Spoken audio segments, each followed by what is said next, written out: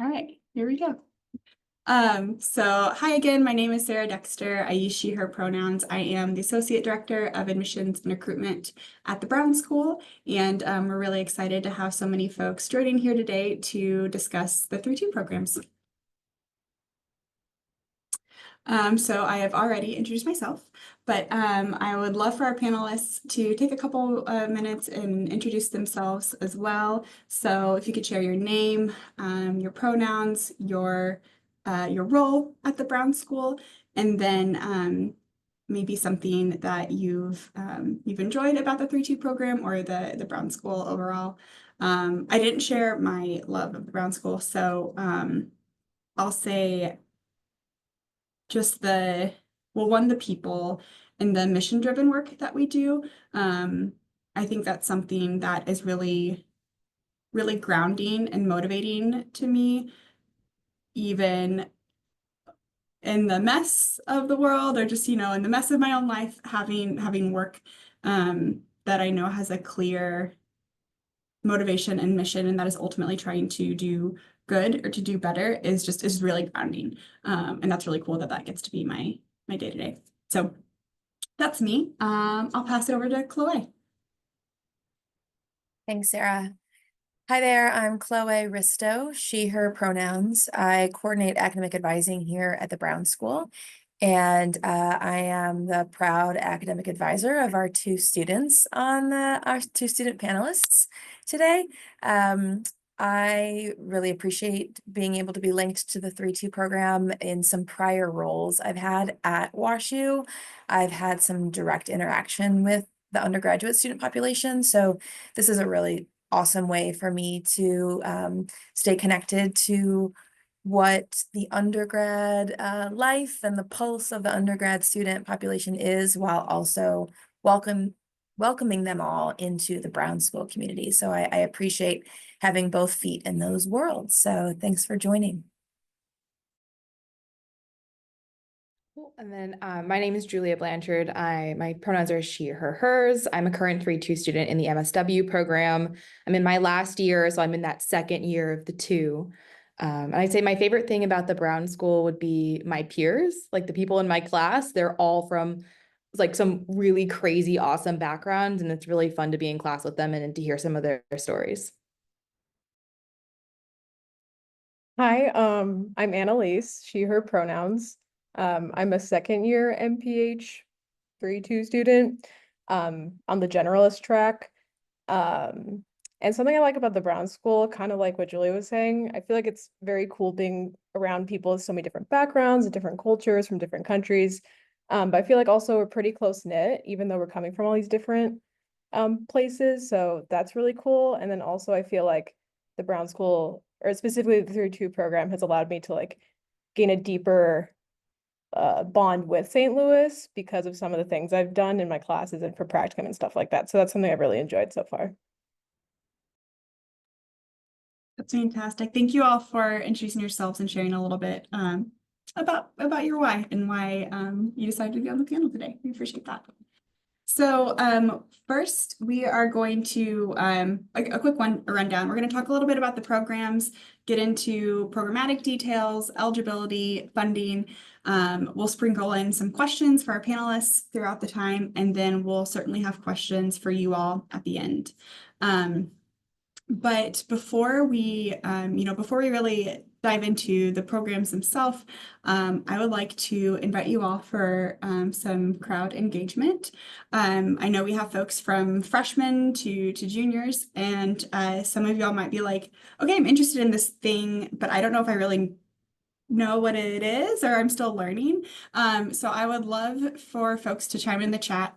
What is social work? When you think of the field of social work, what comes to mind? And there are no wrong answers.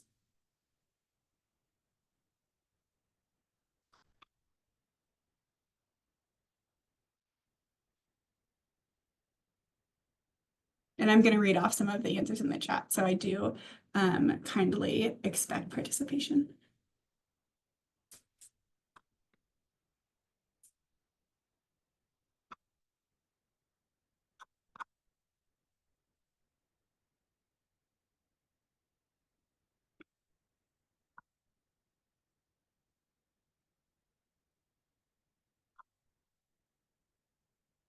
No bites? Wow. We're a quiet bunch today.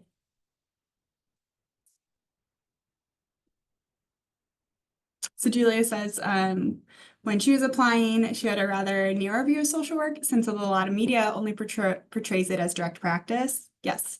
But it can really be anything. Emma thinks of social work where you're supporting community members and generally those who are underserved. Yes, definitely.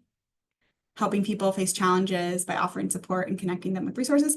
These are really great responses. I was expecting like counselor and legal support or like, just a couple words.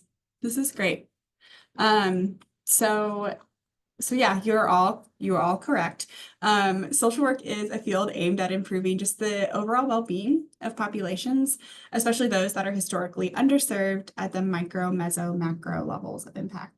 Sometimes I like to say a little jokingly, wherever there are people, there can be social workers. Social work is such a broad field that there's really a lot of opportunity to do good work based on your interests. All right, so similarly, public health. When we think of public health, what comes to mind? It doesn't have to be a role. It can be a general concept. It can be an epidemic or pandemic. What do you think of public health? Or what comes to mind when you think of public health?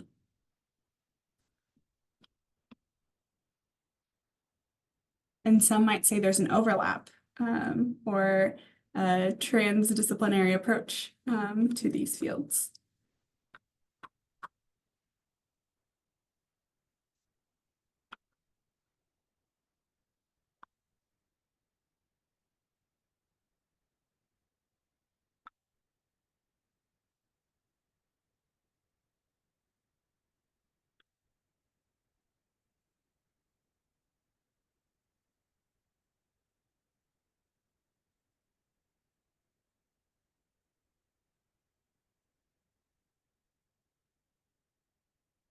I'm giving us 10 more seconds. Oh, all right. Advocacy for public health policies, working to improve health and wellness within communities. Yes. Focus on helping communities on the macro level. So greater focus on research or policy. Yes. Seatbelts, vaccines. These are all so good. Grace says, I view public health as a way to promote mental well-being, focusing on creating supportive environments and resources that empower individuals and communities to thrive. Yes. Maya, public health is working to improve the health of communities. Yeah. Yes, yes, all of those things. Thank you so much for being a little vulnerable, being a little brave, and chiming in the chat. You are all correct. You're all spot on. For the purpose of a shared definition, public health is the science of promoting and protecting the health of people and the communities where they live, learn, work, and play.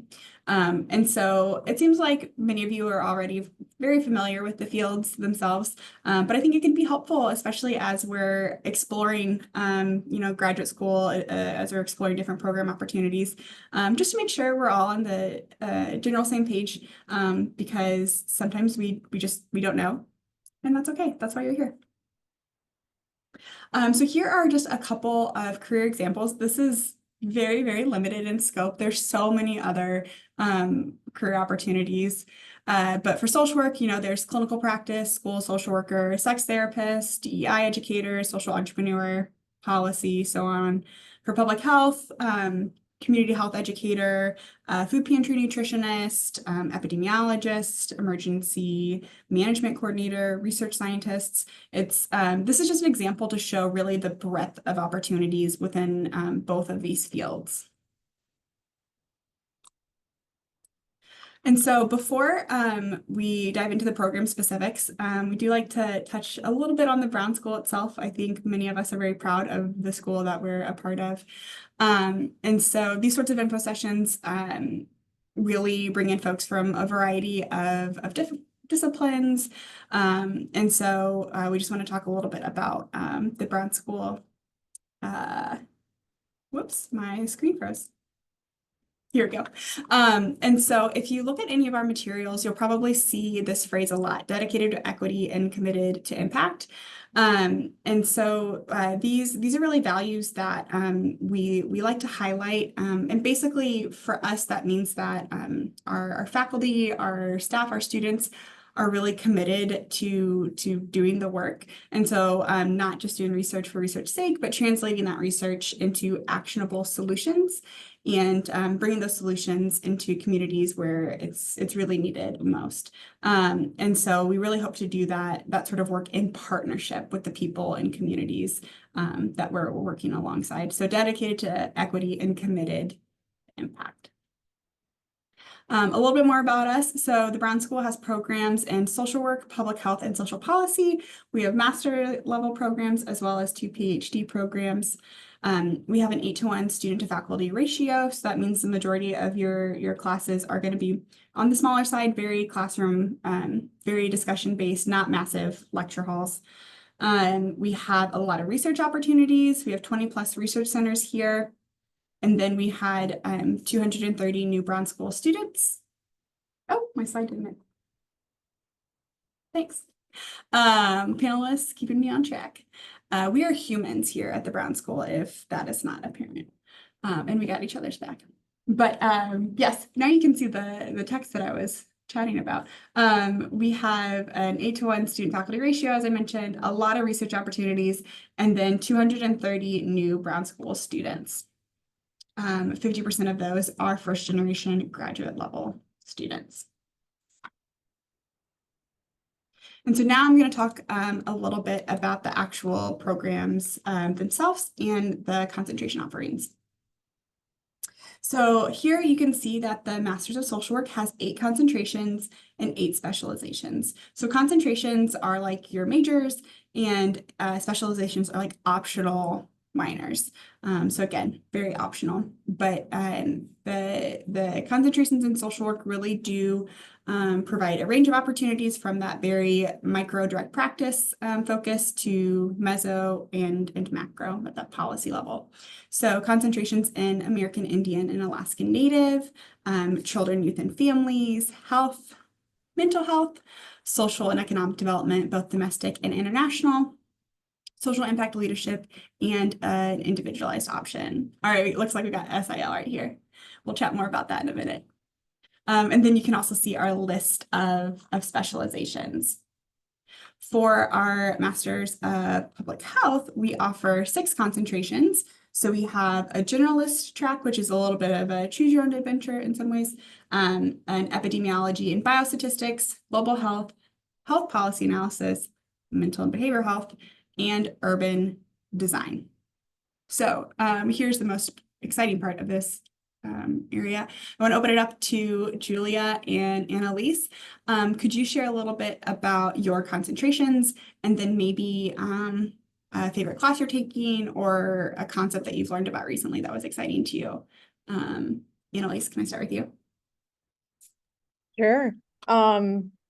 Yeah, so as I mentioned earlier, I'm a generalist, which if I'm not mistaken, I believe like WashU is pretty unique with offering a generalist concentration because it allows you to pick your own classes basically.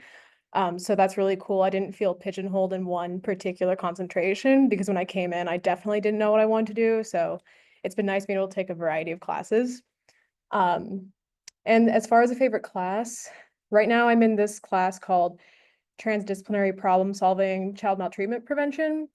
And I think we mentioned it kind of earlier, but public health is very transdisciplinary. And so it's really cool taking some of those classes that teach you to look at some of these issues from different viewpoints, from different, sectors, different fields like law, social work in the case of like child maltreatment, but also I'm able to apply it to like public health and apply it like from a prevention lens, like primary, secondary, tertiary, which is like you may not know what that is, but that's okay. But anyway, I think it's interesting because we typically think of like child maltreatment as like a social work maybe thing, with like child protective services, child welfare, but I found it really applicable to like the idea of public health and like bettering well-being and communities just in general. So yeah, that's something I've really enjoyed. Cool. And then my concentration is social impact leadership, and I am biased, but it is the best one. But basically what it is a mixture of, you've got social work, business, and entrepreneurship all combined, and you've got coursework that supports all three of those areas. So I've got two favorite classes. The first one I recommend to anyone going to the Brown School would be the Leadership and Management of Human Service Organizations with Professor Rosenberg, a fabulous professor. But what I found was it was really applicable to like our practicum sites and our internship sites moving forward. And it was teaching you how leadership can be done from really any position within an organization, which I really, really enjoyed. And then the second one that I'm taking currently is social entrepreneurship with Professor Cameron. That class has been directly applicable for people who are doing startups or, you know, different types of like new innovative ideas to have an impact on the community. And so that class has allowed us to take that work, use it for course, but then also be able to take it out of the classroom and really apply it. So I would recommend either of those classes, but both of them are fabulous. So That's fantastic. Thank you both. I think there's so many interesting class opportunities. It can be hard to pick just one, so I appreciate y'all being brief with that.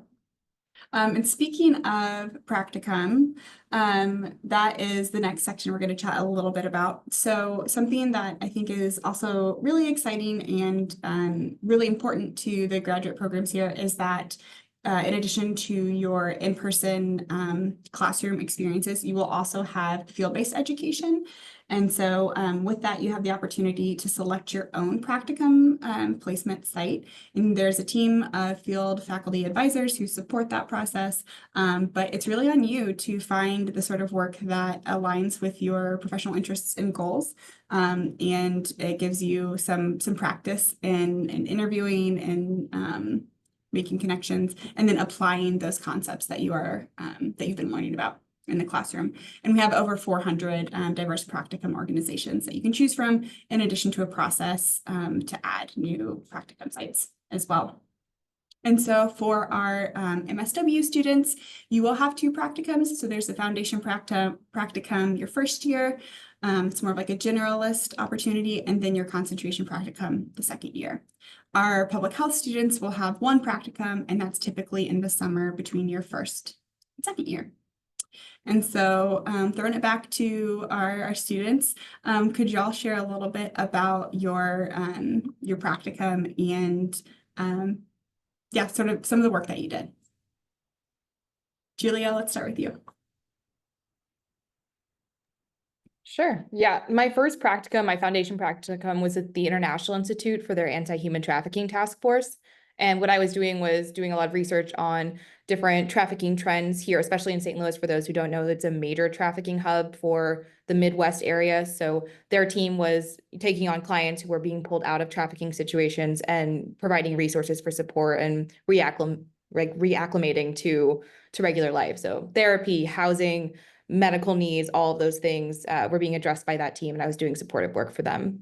The second one, the one I'm at now, and actually the location that I'm in now, is for Gephardt Civic Action, and I am helping with their community and alumni engagement programs here, connecting community resources to WashU students and WashU to the general St. Louis community, and trying to build that connection more strongly. So I've really enjoyed both of them. Yeah, so my practicum site was at IFM Community Medicine, which is a nonprofit in the St. Louis area. They offer different like clinic sites throughout St. Louis and different social service organizations. So they provide health services to people where they're at, like, a domestic violence shelter or, like the crisis nursery center, stuff like that. So it's a really cool organization, I think, because it provides a lot of necessary care to people who don't have insurance or are underinsured. But so for them specifically, I provided some health education materials in Spanish. They're realizing that they're having more patients that are Spanish speaking. It's a growing population in St. Louis, even if it is small. So it's been really cool to be able to kind of help them get on their feet with that and, work with the community health workers who are Mexican, who do identify as Latino, and, seeing what I can do to help bring what I know from public health and approach it from like a culturally appropriate lens. So I did some of that. And then also I was doing some like research with their electronic health records on like some of the prevalence of their of the diseases at their clinic sites, like some of the most common ones that they see, like diabetes, hypertension, stuff like that. But I feel like the practical experience overall has taught me a lot about different parts of St. Louis and the populations here and their needs. And I've been able to go to their clinic sites and talk to patients and be like in the room with them one-on-one sometimes. So that's been really cool to like really get to have that like on the ground work, as well as seeing like the broader research focus with some of that like data management I'm doing. And also the health education materials I feel like has been really helpful for me to like see like how health literacy is so important, like how it's actually not talked about much, I feel like, at the Brown School. So that's been like very cool for me to like do. But yeah. Oh, thank you both. It sounds like you both have had a number of opportunities to apply some of the skills and theories that you're learning about in the classroom, but also expand and learn about things that maybe aren't introduced in the classroom and have really that like hands on the ground experience. I don't know if that's the right phrase, boots on the ground, but you know what I'm saying, is having that like hands-on experience that is just really, you can't get in the classroom in the same way because it is so theoretical. In addition to the locations that Annalise and Julia mentioned, here are a couple other sites. And again, these are just a few, but like United Way, City of St. Louis, Department of Health, the VA, CDC, CVS, Missouri House of Representatives. It really is a very broad network of practicum opportunities, depending on what concentration you're in and what you're hoping to pursue after graduation. In addition to the field faculty advisors that I mentioned, the Brown School does have a number of folks who are here to support you during your time, Chloe included. And so you'll have an academic advisor, which Chloe can talk a little bit more about in a moment. We also have a faculty advisor who can help you connect, classroom to real life experience, provide mentorship. And then we have those field ed faculty advisors, which I mentioned previously. They can support you when choosing a practicum site, having, conversations about what sort of site you're looking for, be a thought partner. And they also have, drop-in hours as needed. But Chloe, could you share a little bit more about your role as an academic advisor, registration, whatever you think would be most helpful for our 3-2 folks here? Yeah, sure thing. So yes, academic advisor. So my role is to help you navigate the ins and outs of the Brown School. That first year in the 3-2 program, you are holding a dual role as an undergraduate student and a graduate student. So I try to ensure that like if you have questions about policies and procedures and how the Brown School might approach things like course registration versus maybe how you are accustomed to doing it in Art Sci, I'm here to sort of help navigate that journey.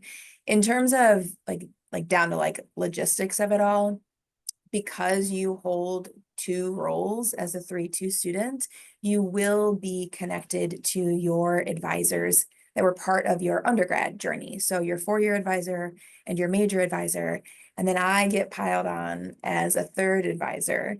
And together, again, for like real like logistical purposes, in your first year at the Brown School, which is senior year of undergrad, you will have to continue to get your worksheets. We'll call them something different in our future workday state. But as you know it now, how you have to get all your advisors to authorize you to register, you will have to continue to do that through the entirety of your first year at the Brown School. And then once you graduate with your undergrad, then you are fully a Brown School student, and then you and I would continue that journey together. But yeah, much like your advisors, your 4-year and your major during undergrad, I will serve many of those same roles to help you navigate what you need to accomplish that master's degree. Sarah, is there anything else you want me to say? I think that hits on it. We're gonna talk a little bit more about having that dual role and how those credits shake out. So That's great. Thank you, Chloe. I think just being in communication with Chloe, if I can say that, is often a big tip for our 3-2 students. So as you may have guessed, the Brown School really does have a student-centered approach, which probably isn't that different from your current situation as undergrads at WashU. But here are just some of the resources available to our students. Some are specific to the Brown School, such as we have our own student affairs support team. We have like a Brown School library.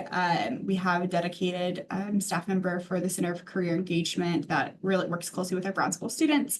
We have our own Office of Student Financial Services. And then, of course, there's so many other resources available across WashU campus for our students. So we do want to spend a little bit of time talking about 3-2 program eligibility. And so I have a lot of conversations with prospective students around this. And so just to lay it out here, you need to be enrolled in the College of Art and Sciences. You'll need to have completed all your distribution and major requirements by the end of your junior year. That can technically be prior to the fall of your senior year, so that summer can be included. But essentially, you need to have all of those requirements met because you will be enrolled in graduate courses your 4th year. You'll be a full-time student at the Brown School taking Brown School courses. So you need to have all of those requirements met so you can be fully engaged in the coursework here. And so that does also include 90 credits, your art site credits. You will need to complete a program eligibility form, and you'll need to get approval from those advisors we discussed previously. I can share out a copy of what that form looks like for folks if they're interested, but essentially your advisors are signing off that yes, you've met these criteria, you've met these credits, and that you'll be in good standing to enroll in the Brown School should you be admitted. And then we'll have you apply by March 1st of your junior year. Essentially, we'll want your fall semester courses of your junior year included in your application. So those are the big sticking points on if you'll be eligible for the program. We accept any majors from art sciences. We get a wide range of majors from art sci. So there's no major specific, but you need to have those requirements met. So what does that look like? So the first 3 years of your undergraduate studies, you are completely in art sci. 5th year, you're completely in the Brown School. That 4th year, we have a little bit of that dual role. And so that's where that credit sharing comes into play, up to 30 shared credits, elective credits, can be applied to both of those degrees. Some students have asked me if they need to have their 120 credits before their senior year. Not at all. Again, this is these degrees share credits, and that's how you're able to get 2 degrees in 5 years. And so you'll see that the MPH is 53 credits and that the MSW is 60. And so another way to look at this, first 3 years, your program bachelor's degree, the School of Arts and Sciences, and then funding will be your undergraduate funding package. For your 4th year, you'll be taking courses in MSW or MPH. You will be at the Brown School, but your funding will still be tied to undergrad. And so whatever your undergrad financial aid package is, that will remain through your 4th year. Your 5th year, again, you'll be taking Brown School classes, and you will have Brown School tuition with a Brown School scholarship.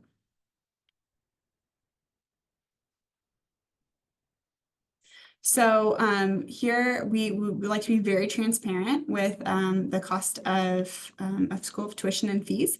And so as a reminder, this is only for your 5th year. For our MSW, our total tuition is about $50,000, which includes fees and health insurance, which you can waive should you have health insurance available to you.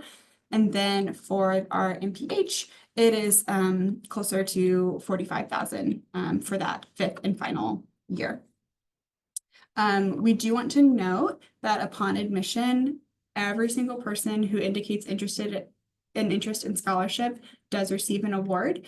We're really happy to be able to provide partial scholarships to all admitted students. You'll just have to complete the scholarship consideration form that is included in the application.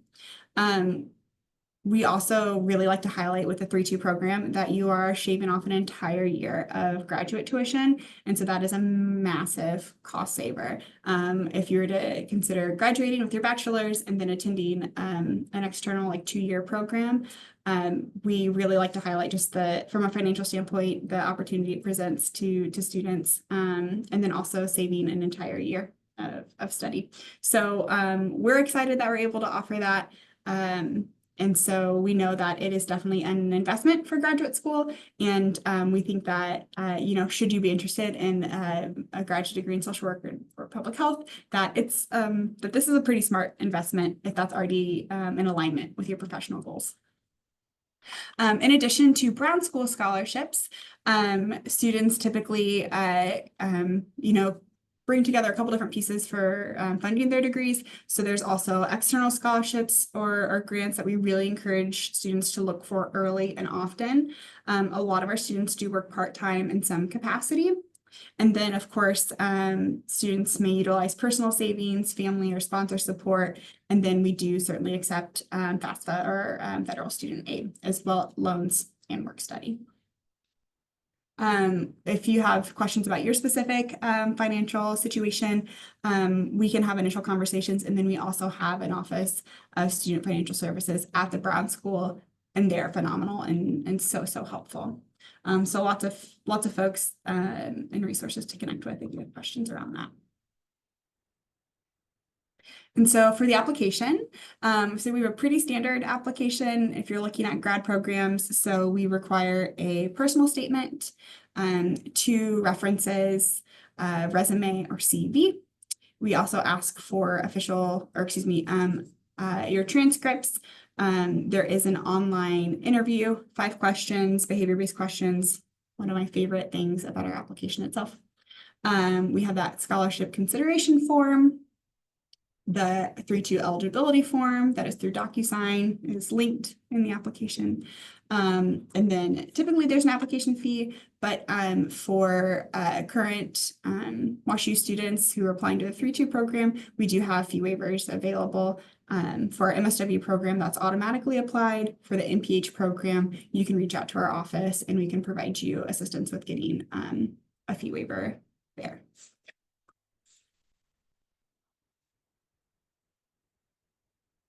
All right.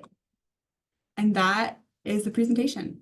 We want to open it up for some questions. I do feel like I might have skipped over something. I had a question for our panelists and then I didn't. I think I lost that, but I'm going to pause my share screen. I'm excited to see that we have so many folks on the call. So if you want to hop on camera, if you want to engage with us, you're more than welcome to. So I'm going to go ahead and let folks hop on screen. And then if you have any questions for our panelist, I would like to open it up. You can either pop it in the chat or you can come off mute and ask our panelists directly. I know that was pretty fast. It's a lot of content to move through.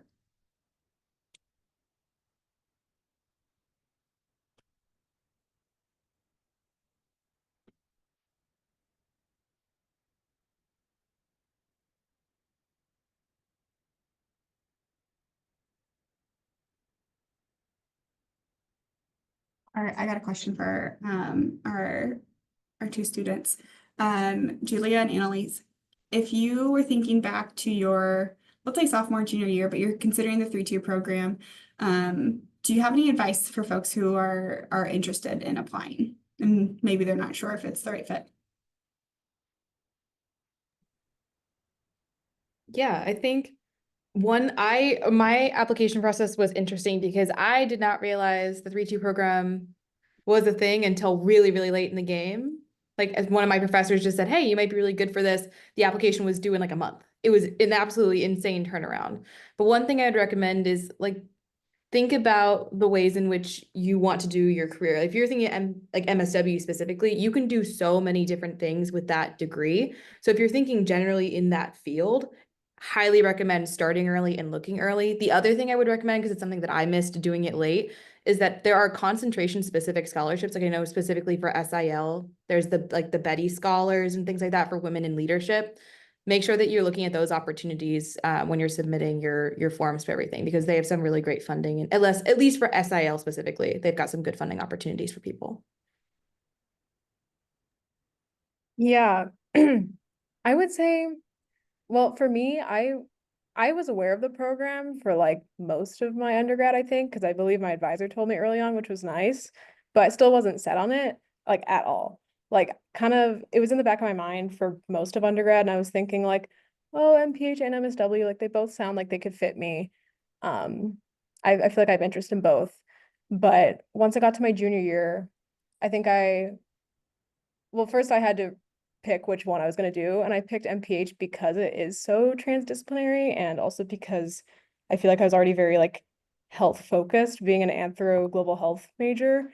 But I think just something to keep in mind is just, yeah, like your future career goals. I mean, I'm not even certain what I'm going to do now, but I knew I wanted to have more like practical like skills related to like public health, which I loved my anthro major, but I wanted like the harder public health focus, I guess. So, I mean, for me, it's just I like learning those things, and I think it's a really good skill set to have, and then it'll definitely help me in my future career. So don't feel like you need to know exactly what you're doing, but if you're passionate about that stuff, I'd say like go for it.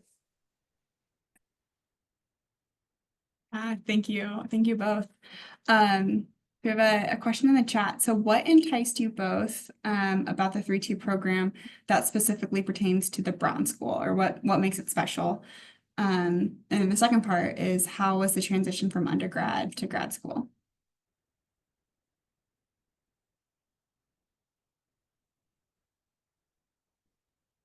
Oh man. Well, I guess what I really like about the 3-2 program is I mean, I feel like because I was already part of the WashU community, I feel like that really benefited me, because I already had a little bit of understanding about just WashU in general, but also, like I said, like St. Louis, I think it's been really good to be even more involved in like St. Louis and aware of the like issues and problems within St. Louis, and being able to kind of to help that, which has been really important to me, having that connection already. Um, and as far as the transition, I think it wasn't, I think if anything, it was just weird trying to balance being like doing some of my undergrad things that I was still doing from, the years before, and then being in a completely different place with new people, which is fine. Just means your schedule is kind of different, and you also want to be able to make new friends with your cohort. So yeah, as far as like the classes go, I wouldn't say that that was particularly challenging, but it's more just like the social aspect, which I had to trial and error throughout my last year. But I feel like now it's good being in my second year. I feel like I've made a lot of good connections my first year, and so yeah, I feel like I'm fully in grad school now, which was like weird because last year I did not, but it is what it is. I'll definitely second this social aspect thing. I think that was the biggest transition, because you're going from an undergrad program where you're generally around people who are all kind of the same age range. And then when I got to my MSW program, I'm in class with people who have been professionals for 5, 10, 15 years, some people who are returning to schools, people who have families. And I won't lie, I had a little bit of imposter syndrome. I was like, I'm sitting here, I'm a senior in undergrad, I'm sitting next to someone who has 10 years in the field. And that, like, it was a little scary, but then when you start talking in class and you hear people's different experiences, they bring so much information. Like I would say as much as like the class content is hearing about people's real life experiences from their work that they're pulling in. So there's the added value of you're surrounded by your cohort, your peers, but there are people with vastly different experiences that I didn't experience in undergrad, where we're all kind of on the same page of being like completely new to the content. But there were people there who were like actually professionals. So that was great.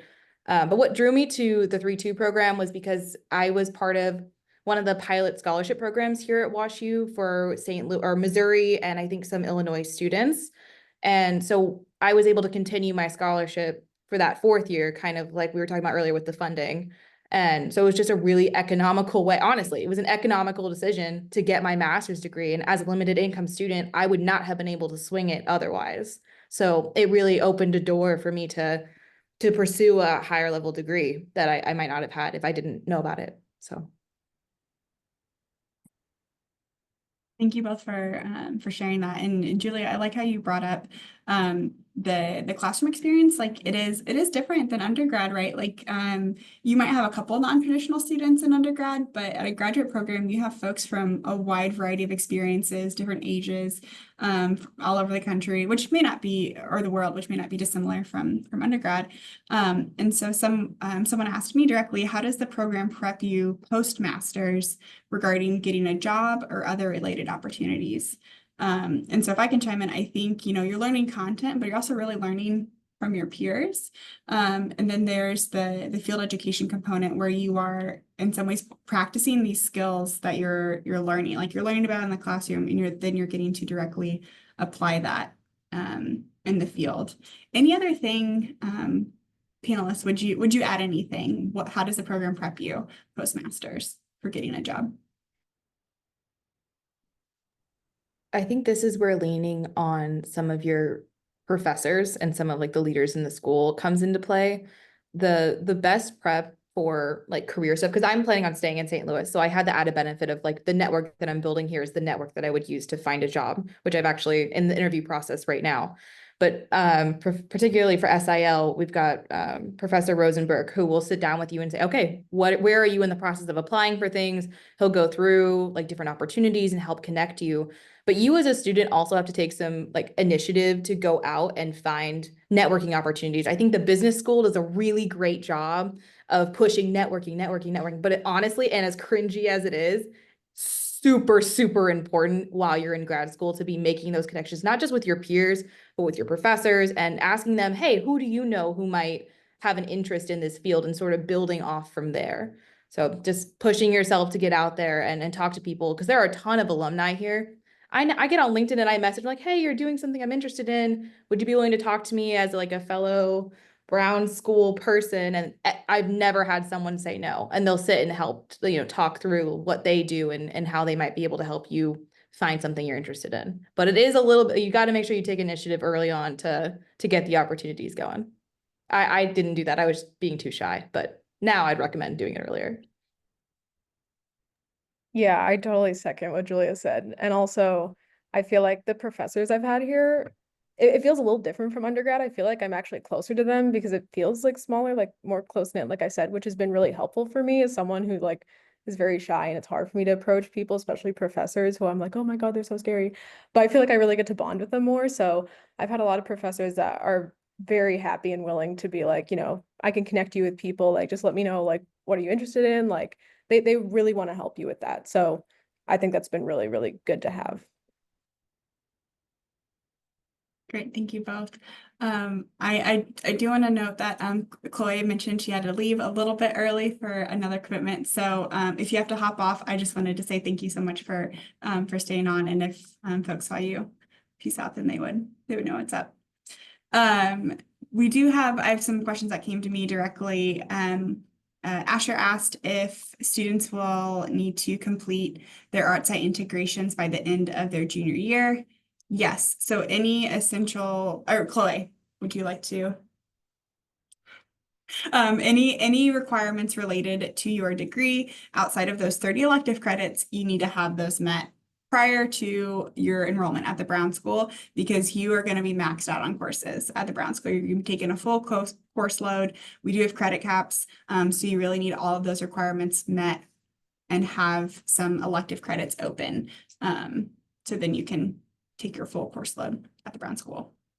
Anything to add there, Chloe? Nope, I just want to really stress, get your stuff done by the end of your junior year. Get your stuff to Annalise and Julia. They were perfection. They completed everything they needed to do through their junior year, so that they came in just raring to go for Brown School classes. I know there's a 3-part question from Grace in the chat. I will let other people answer the first 2 questions, but the third question was whether it's possible to take an undergrad course during the senior year of your 3-2 program. And Sarah can add on to this, but there is a request form to be reviewed for possible approval for possibly taking a single course in your first fall. It is not a guarantee. So that's why you really need to be thinking about, what have I done thus far in my undergrad? Will I be able to fulfill my 90 units? But there is a process where you can apply for potential approval for a course in your, what would be your senior year / first year at Brown. And before Sarah adds anything, I will say that as the academic advisor, I would be working with you for you to fully understand that while your funding, we mentioned that your funding source is still linked to ArtSci in your 4th year and your senior year / first year, you are considered a Brown School student. So you will be held to the Brown School credit caps, and you and I would have to work through what this means. If you were to be approved for that, like 1 additional course, we'd have to work through what that means for your degree trajectory and where you might end up graduating at what point in what time of year. Yeah, thank you, Chloe. We really stress completing all those requirements on time, because your grad program is already pretty short. It's 2 years. And there is a certain sequencing. Courses are only offered at certain times during that sequencing. And so if you're trying to request an additional course, can throw things off. And it is very much a request process. It is not guaranteed by any means. So thank you for that. Someone asked about funding. And so when are students informed of their scholarship package? So when you apply to the program during the spring of your junior year, when you receive your admissions decision, we typically try to get that before registration, as long as you apply by that March 1 deadline. You'll get your admission decision as well as your scholarship decision at that same time. FAFSA student loans, that'll be a different process, but your Brown School scholarship will be awarded at the time of admission. So that's your junior year or that 3rd year. And then it doesn't go into effect until that 5th year. So you have like a year and a half where you're aware of it. You don't really do anything with it. And that scholarship does not change. The way just our funding operations work is that that funding is allocated, it's earmarked at that time. And so just to be completely transparent, there isn't any room for reconsideration. We're really excited to offer that funding award. And that is the award that we're able to provide. Lots of questions coming in. This is great. Try not to miss anything. So Grace also asked if you could share what kinds of summer internship experiences were most helpful when prepping for the 3-2 program. And then the second part, which I can answer really quickly, is there an early review process for 3-2 applications? So essentially you'll apply after before March 1, after your fall grades are posted your junior year. So if you apply, let's say in January, we're able to give a pretty quick turnaround, 4 to 6 weeks. But it really is during the spring semester of your junior year. But kicking it back over to Julia and Annalise. Yeah, were there any experiences that really helped prepare you for the 3-2 program or for, let's say, like graduate school in general? I will say, in general, the best internship experience is the one you're most passionate about, or the one that you think you might be the most passionate about. Sometimes, at least for me in the past, internships have been me figuring out what I don't want to do. And that is just as helpful as figuring out the other side of it. So I'd say there's no one internship experience that would like best prepare you, except for the one that you truly think will like get you towards your future goals. So like for me, I did my sophomore year, I did an internship with a for-profit company. Don't want to do that. Okay, great. And then the next one I did a Gilman scholarship going to Taiwan studying Chinese language. And that was fabulous and I loved it. And that's where I was like, oh, I love working with people. I love talking to people. I never shut up. This is great. And that sort of helped push me towards a career that I knew I was going to be constantly working with other individuals. And that pushed me towards the 3-2 program. Yeah, totally. I would just say, yeah, like, because if you think you're interested in the kind of work that public health or social work does, like, it would probably benefit you to like do something related to that. Obviously, if it's something you're passionate about, that's the best. Yeah, because I wasn't sure. And so I think it was helpful because I worked for a nonprofit in my hometown that does actually child maltreatment prevention related stuff. Um, and it's interesting because it was a nonprofit, and I was like, I do not like this environment, but my practicum was a nonprofit environment, and I thought it was a much better one to work in. So I think, keeping your mind open and just trying those different things. Like I thought, oh no, I'm not going to work for a nonprofit like after that experience. But being in grad school, I'm like, it really just depends. So honestly, just anything you can try out, you'll get some insight from it. And I think that's the best thing you can do. I also just wanted to add briefly that there are people in my cohort who are not working for nonprofits. Like they're going off and they're doing political activism and they're working for for-profits in their social impact investing spaces. Like it's not just nonprofit stuff. I think that's a misconception about social work and probably public health as well. I can't speak for them. That is just in the nonprofit world. No, you can do it anywhere. Yeah, absolutely. That's definitely, I would say, something in public health. But public health is so broad that you can work in so many different areas. So that's good. If you want to work for nonprofit, you can. If you don't, plenty of other options. So We had someone else ask about course load. And so we do have credit caps. It's 15 credits for MSW and 14 or 15 for MPH. I'm wondering if y'all could talk a little bit maybe about like your typical, like a typical week of classes, because my understanding is that class structure is a little bit different at the graduate level than how it was in undergrad. Maybe Annalise, would you like to share? I know there's just a couple minutes left. yeah. Wait, sorry. With just like the schedule, like Yeah, just like what a week looks like for you. And sure. how that might have been different than how your undergrad schedule was. Yeah. So the classes at the Brown School, at least for public health, are three hours long. I think it's the same for social work. Yeah, so that's different. That's definitely different. And it's that one class once a week for 3 hours, typically, like for a typical 3 credit course. Um, so I feel like I'm not on campus as much because I just have that one class per week and I can usually stack it like for 3 days out of the week. So honestly, I feel like I have a lot more free time, I don't have as much class time to like keep me running around back and forth. But that definitely has allowed me to do practicum this semester, and also like if you want to do anything else like research, whatever, it's very helpful. I feel like my undergrad schedule is a lot more difficult to do things like that, just a lot more moving parts to work around. So that is very nice. But yeah, I mean that's kind of like what my week looks like. It's nothing crazy. You can definitely make your own, like make it your own, because I don't think you're as occupied in that way that you are in undergrad. Yeah, I second all of that. The 3-hour long classes is a transition for those of you who are doing 45-minute long classes 3 times a week, or the hour and a half long 2 times a week. Like it does take a second to adjust to. It just means that you have to like get used to it, to be honest. But because it's once a week, you've got other time. So I think a lot of the social work students will have, so like you have what, 4 classes and 3 credits of practicum on average for a lot of people. So you'll go to your classes. So for me this semester, all of my classes were Tuesday and Wednesday.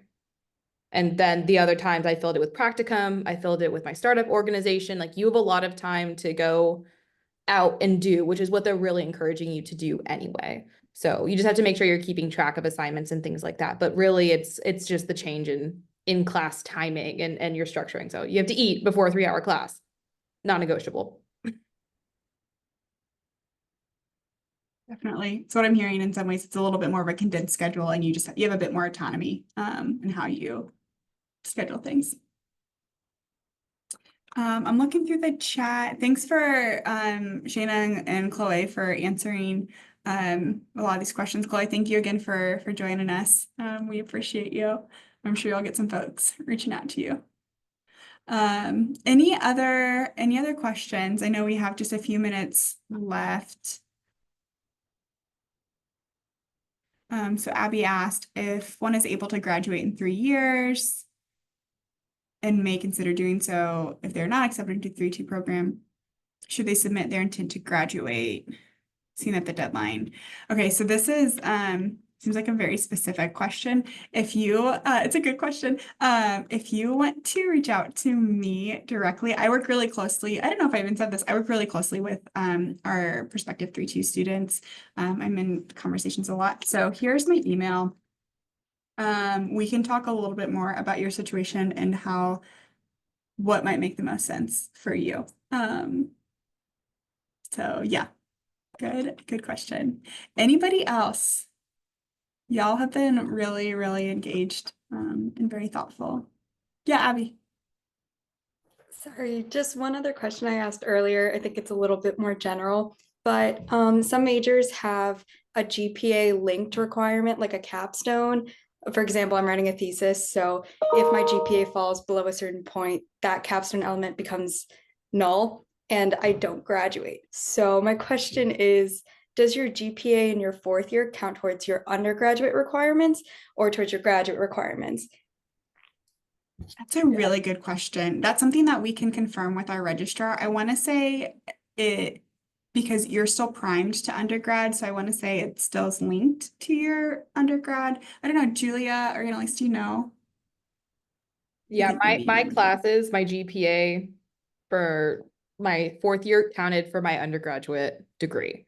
So I don't know about the thesis stuff. I skipped that part of undergrad, but yeah, it definitely did show up on my transcript, and it shows up like if you're ordering your undergrad transcript, your 1st year MSW or MPH classes show up on it. So that would, if you're doing future applications for something, that those would show up there included in your GPA, at least for my case. I don't know if that was everybody or if they've changed things, but Same for yeah, me. okay, cool. Yeah.